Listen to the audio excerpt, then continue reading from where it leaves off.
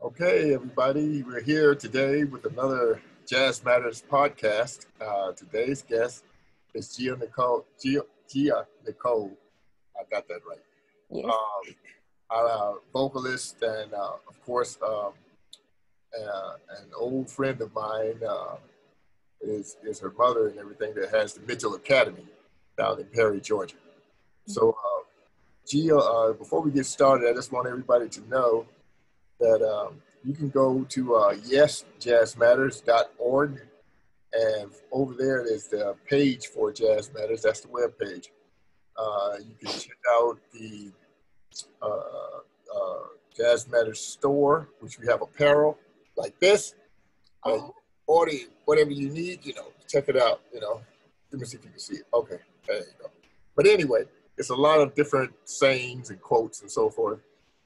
You can also, you've got mugs. We even got hot sauce on there. So even if you like, if you like hot sauce, you can get it there also on yesjazzmatters.org. We also have a donate page because we are 501c3, and we do take donations. Like I always say, there's no nation in the world greater than donation. Anyway, we're right here talking with Gia. And Gia, for everybody that don't know you, let them know who you are and where you're from. All right. So I am Gia Nicole Thornton. My husband, Stephen, and I and our two lovely daughters reside here in Warner Robins, Georgia. As Mr. Edwin said, my mom is an old friend. And my mom and dad have Mitchell's Academy here in it's in Perry, Georgia. I'm about 15 minutes away from them. But I currently work on the Air Force Base. As it relates to music, there was really no way around it. I've been singing for most of my life. And that's me, kind of in a nutshell. Oh, well, okay, then let's crack that nut and see what's happening. Okay. Okay, let's see what we got in there. As far as your singing now, when you first started out, what kind of stuff did your mom have you doing? Well, when I first started out, like full blown singing with a mic in my hand or anything like that, it was in church. I was in probably every choir that there was to be in, including the youth choir at that time. So a lot of gospel. And that's pretty much where I started singing in front of people. Behind the scenes, I kind of was singing and harmonizing before they knew it. I kind of kept it to myself for a little while until one day they heard me humming in the back seat of their car while we were going somewhere in Atlanta. And I was humming, I think the harmony part too, it's a thin line between love and hate. Oh, you were listening to grown folks' music I back was then? listening to grown folks. Yes, I'm an old soul to this day. Okay. But that's kind of my roots and upbringing. Oh, okay then. Well, speaking of, but you ventured off into some jazz stuff also. Yeah. Now tell me, uh, how do you how did you get into that as far as being an entertainer? Well, I think it's really by virtue of my parents. Of course, I think everything kind of goes back to them because they're very well rounded. So, like, although we do, my primary roots and still are is a lot of worship music. Jazz, I love all music except for a couple of genres, and I'll just keep that to myself. But jazz, I started singing jazz actually in, I want to say, middle school, and on into high school. They had various different bands that, they had the concert band, symphony band, then they had the jazz band and the show band. And the jazz band and the show band, well, of course, the jazz band did jazz standards and things like that. So I got my start there. And show band would do a lot of different like clean R&B songs, going back all the way to like the Drifters. They did some stuff there. So that's kind of how I got my start. as far as jazz was concerned and singing it there. I would hear my mom and dad playing that or singing that in the house, but I didn't really start singing it myself until about middle school age. So, yeah. Yeah, now when you got off into jazz, what was the difference you noticed about it compared to everything else you were doing? I think that jazz has a more complex and beautiful sound. I particularly took to, now, even though I don't do a lot of it, I particularly took to a lot of scatting. So I love your Ella Fitzgerald type singers. And I would say that was the most difference. It required a lot of thought and practice, because if I can't, well, normally whenever I'm singing, whether it's in church or whether it's for entertainment purposes, I try to make the song my own. And also, while I'm making it my own, I try to preserve some of the original integrity, but I can't sing like those other artists that I hear in jazz music. But I try to practice and mimic. So it required a lot more practice and technique and thought on my part as a singer delivering the song. Well, that's a good way to go after it, because you're really not supposed to sound like them. Right. You really have to come at it from your own perspective, and giving respect to the form itself. Now, but you have some recordings out now, don't you? I do. I do. I have an EP out. That's more on your contemporary worship side, but it's entitled "Be Revealed." And where can people find that? They can find it on iTunes, Spotify, YouTube, pretty much any platform that plays music or streams it. You can find my EP there under Gracefully Gia. Okay, and it's primarily, like you said, it's more of a inspirational music or gospel. Yeah, that's more contemporary worship side. Have you thought about doing any of the other genres that you? I actually have. Oh, so you actually doing them now, or you already have some stuff out? No, I've thought about it, and I would like to put it into action. So I don't have anything on the jazz side or on the secular side, so to speak. I don't have anything out, but I would like to. I'm working towards putting together maybe a simple and small compilation of songs that I love. Okay. That are not worship related, so it would be more so jazz and R&B. Oh, okay. Yeah. What artists do you kind of listen to for your R&B stuff? It's hard to just name one. I'm quite fond. You can name them all. I mean, Okay, well, so starting with maybe my generation, I love a lot of Joe. I don't know if you ever heard of Joe's music. Maxwell, love him. Love some of Janet's stuff. Earth, Wind, and Fire, kind of going back now, the stylistics. That was good music now. Yeah. I like music that has a message. All of it has a message. But I like a more, I like a lot of good content. I can dive more into that later, but I kind of going back some more. I'm very fond of Miss Nancy Wilson's music. Let's see here. Those are just some that I can name. Yeah, right, so you basically had that's a pretty wide scope that you would be dealing with. And like you said, all of that has all that music and the artists themselves, all the music they were dealing with has a lot of, they're all good messages. Yes. So, it's pretty much a basic theme that people, really want in music. Right. It needs to come back more on the mainstream. Yes. because it got not kind of out of hand. Not kind of, it's gotten out of hand. It's gotten out of hand. Yeah. So the thing is, and the weird thing about it, like when you see like some of the award shows and all this, that, and you have to ask yourself sometimes, like, well, whatever happened to love songs? Whatever happened to ballads that or Meant something. duets or anything like that? Yeah. Where people actually sing, and then you have some type of orchestration behind it. Yeah. It's got to get back there, and the way I look at it is you got to go back there in order to have peace. Listen, I'm in agreement.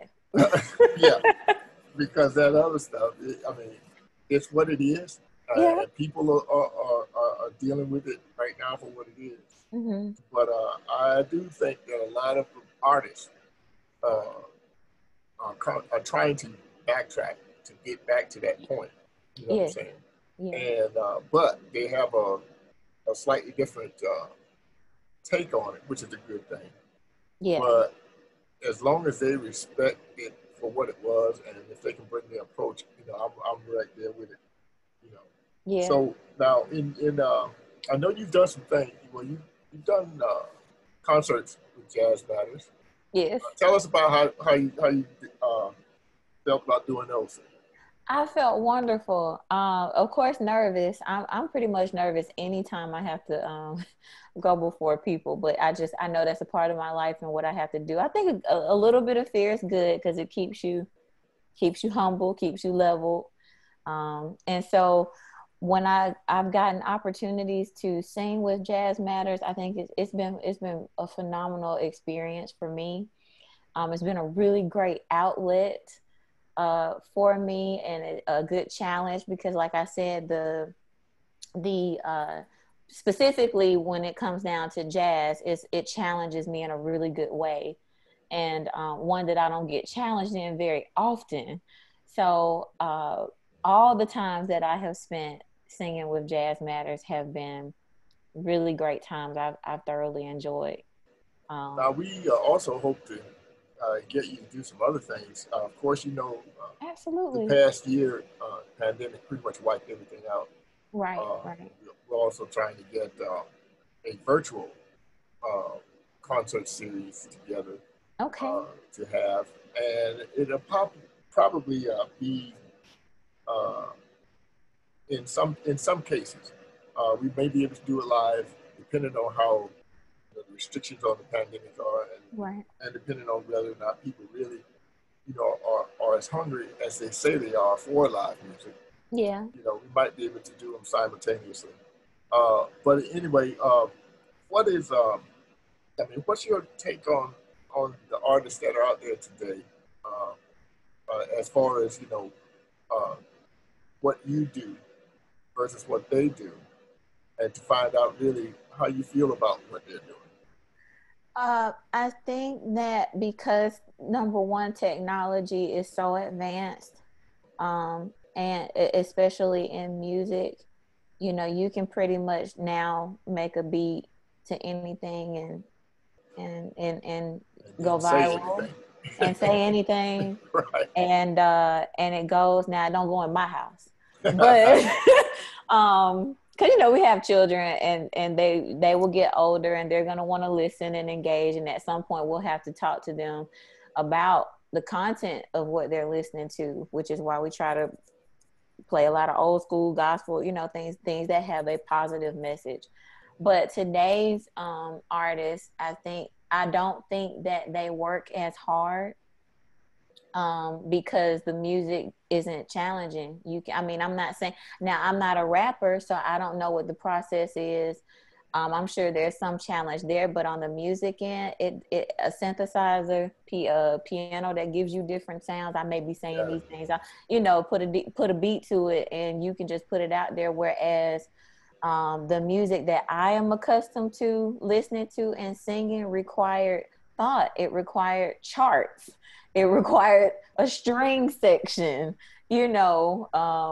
many different sounds and layers and textures to make the song tell a story. I think that some of today's artists lack that. I don't think that the songs, well, they tell something. I will say that maybe they tell some type of story, but I think all music should tell a story. And I don't think we have a lot of that today. It doesn't, some of the music today doesn't require a lot of thought. Now you think that now the reason for that, um, I would say, you know, well, I would ask you, Okay. because when you were coming through learning your craft, Mm-hmm. the change was actually happening. You know, it's not like it just happened. So Right. it was actually happening in your lifetime, and you saw it. You know where it picked up at. What in your mind? What was the pretty much the reason that you can see from, you know, just from a layman's perspective, um, uh, why the change was so adaptable to, you know, the younger people? Because Um, you were right in the mix of it.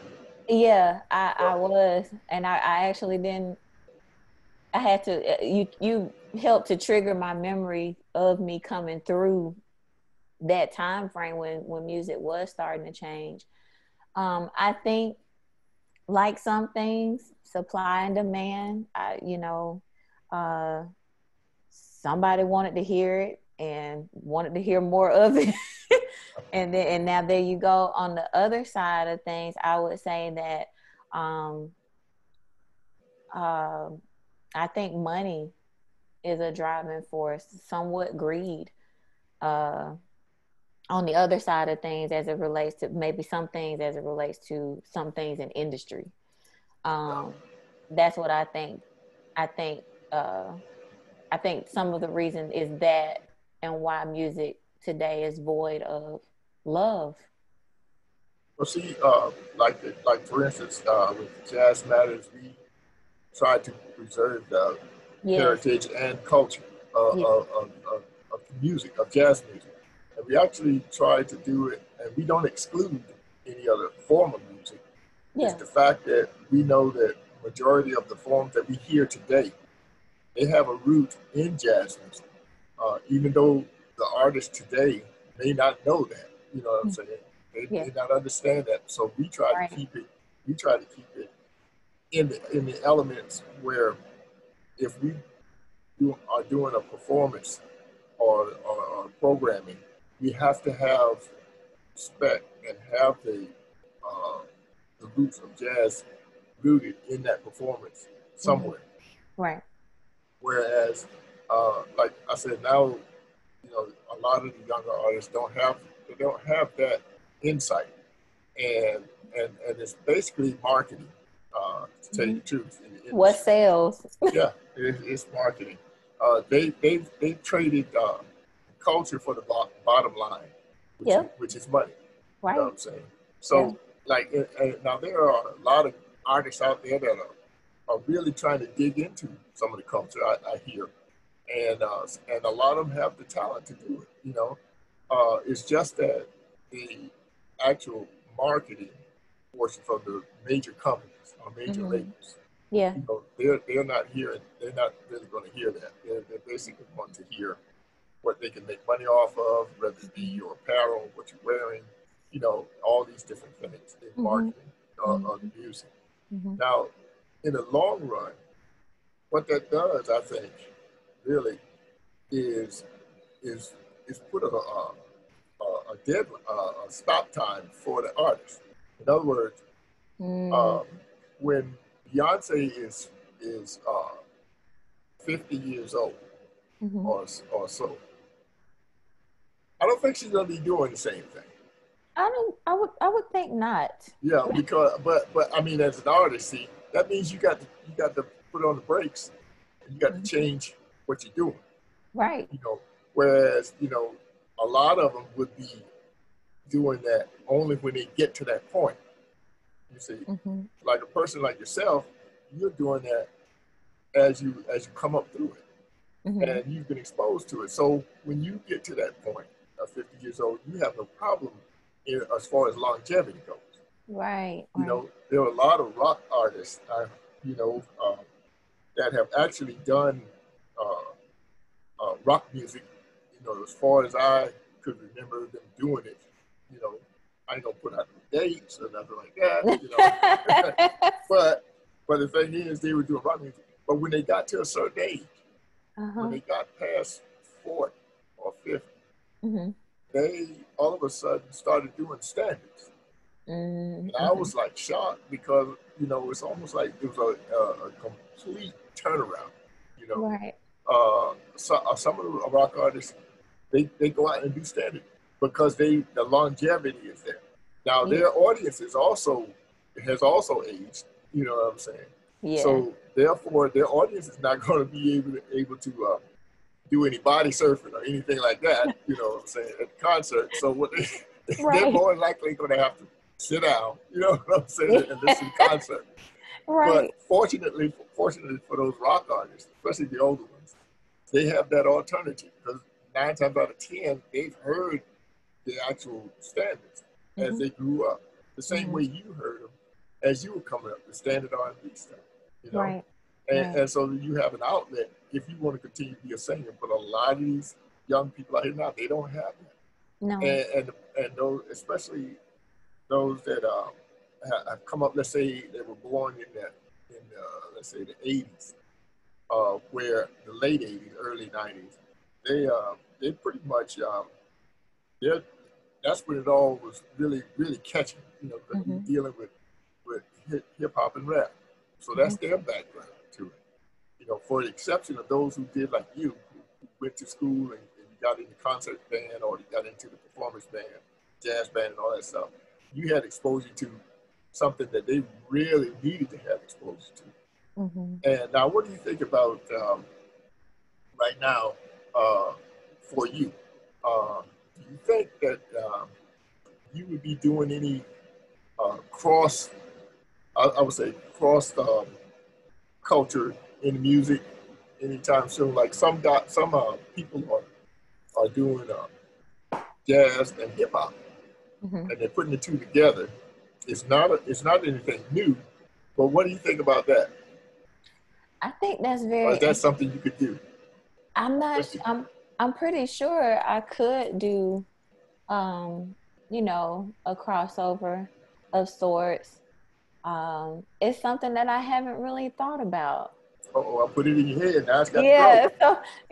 So that is a really good thing for me to mull over and think over. But I don't see why not. Yeah. I mean, and the reason why I pretty much said that is simply because jazz influenced stuff like hip hop. Those influences are there. Right. But how could hip hop influence jazz at this point? Or even a little farther down the road? That's the main. That's really why I was asking if you thought about doing any projects or if you're going to be doing it, what you thought about it. Because it is something I'm pretty sure it's going to come up and it's going to seem like it comes out of nowhere. You know what I'm saying? But if you're already on it, so by the time you get your projects together, you might want to slide one of those in there. I think that would be a good idea. And and the check will be in the mail, right? I'm doing this. That's my consulting fee. Consultant, you got you. Get your percentage. Yeah, that's right. Get it all. That's what you were saying earlier. It's the money. That's what it is with some of these youngins. But I think that's a wonderful idea. Definitely gives me something to strive for. Yeah. Again, another good challenge. So right, and see that way you can actually use all the elements that you already know. Yeah. And put it all into one. It's just a matter of you looking at the concept and seeing what's happening. Yeah. And I think it would be a pretty good move for you because I've heard some people cross over and do that, and it was pretty interesting. There are a lot of singers that are crossing over and everything. I actually did a recording with a rapper that actually, I had to play acoustic bass, and but he was using all the sequence stuff, so he had all the background hip hop stuff going on back then. when I was actually doing acoustic things. And I thought it was pretty interesting. That's why but I don't see a lot of it. You know what I'm saying? I don't see enough of it. And actually, it's one of those kind of things where if it is exposed to the general public, you know, in a pretty big way, I think it'll also bring back the fact that children, especially young children, need to learn what instruments really sound like. Yes. Yes. It's amazing how, it's amazing about how you hear all this music on the radio, especially the younger kids. And some of them are a little bit older, but they hear all this music and they have no clue of what they're listening at, what type of instruments they are. All they can hear is a beat, and that's what they call it. They don't hear what's called a drummer. Right. You know what I'm saying? So it's amazing. Huh? I said, or a bassist. Yeah, or a bass, or a string player, or right. a flute, anything. You know what I'm saying? They don't hear that. So I think to get back to, or make the music, instead of it mutating to where it is now, it can continue to evolve with the with actual acoustic instruments and just going about it the way it used to be done. You know, like you said, with string sections, horn sections, that kind of thing. But anyway, just before we did the concert a couple of years ago now, and when you were doing that concert, we only had about a day, right? A day to rehearse. Yeah, we had a couple hours, a couple hours. Yeah. So, but the thing is, you pulled it off, and you know what I'm saying, and it was good to see that you were actually involved in the music. You know what I'm saying, and wanted to bring it to us in your way, because we used to often get a lot of people that wanted to sing everything like cookie cut, just like the record. You know what I'm saying. And they've never had any of their personality in it. And that was a good thing about you. And I know your mom had a lot to do with trying for you to get yourself into the music. Yes, mom is my forever coach. Yeah, that's your coach. Shout out to mom. Right. She did. She had a great deal to do with helping me with especially I think we did the Dowswell, Natalie, and mom had I had been listening to that all my life. But to sing it was different. Oh yeah. Because I had to make the adjustment, so it took her kind of coaching my nerves down and just kind of giving me some reassurance, make it your own and that sort of thing. So yeah. Because I've run into a lot of people that especially vocalists, that sing, but they use tracks. And the problem with, once you use tracks for so long, when you hear live instruments, they tend to be, it just blows their mind. They don't really understand pitch. They don't understand timing as well as they thought they did. You know what I'm saying? Yeah. So that's why we have to get the music back into schools, both private and public. You know what I'm saying? Because right now, as it stands, for all those kids who are in music in school, that's great. That's fantastic. But I do see the majority of them are just picking up items, and they don't really have a musical background. You know what I'm saying? And so, so that's why we got so much stuff over the airwaves that is just pretty much organized noise. Organized noise. And the thing is, for whatever reason, that is selling. But I went a little deeper. I don't have to go into that now about why a lot of that is what it is. You know what I'm saying?